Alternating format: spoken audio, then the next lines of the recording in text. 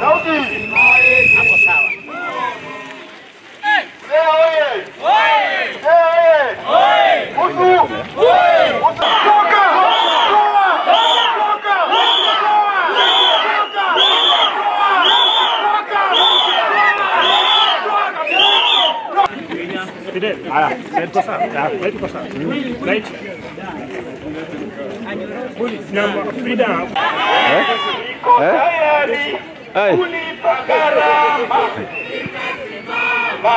Kwa mkataba tunadai mambo mawili.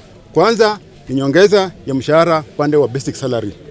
Pili ni upande wa house allowance. Kiangalia maisha vile iko, maisha imeenda juu sana.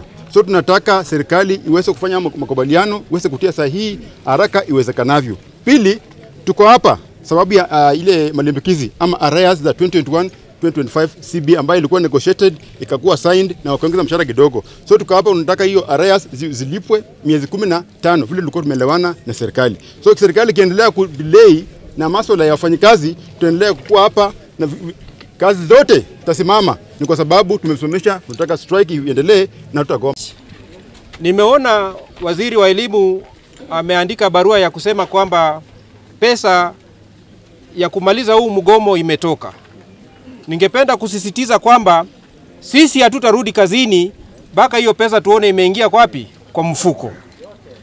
Kuongezea tu kwa yale ambayo mwenzangu wa UWASU amesema, huu mgomo ni wa kitaifa na tuko huku nje mpaka hizo ahadi za hiyo mkataba zote ziweze kutimizwa. Tunataka maongelezi ya mkataba wa mwaka wa 2025 to 2029 uanze.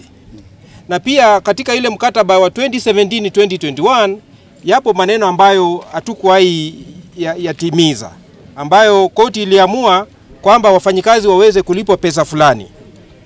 Pia tungependa waziri wa elimu aweze kuzingatia hiyo.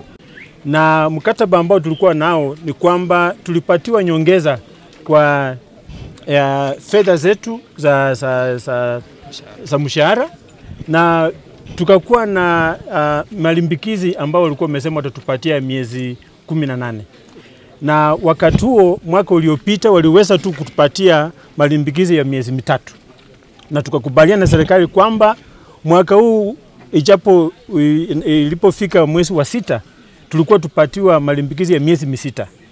Kisha wamalizie mwaka unaokuja miezi ingine 6. Lakini sasa serikali imeshakeuka mkataba huo. Wakati tulifika mwisho wa mwezi wa 6 hakuna malimbikizi yetu ambayo tumepatiwa.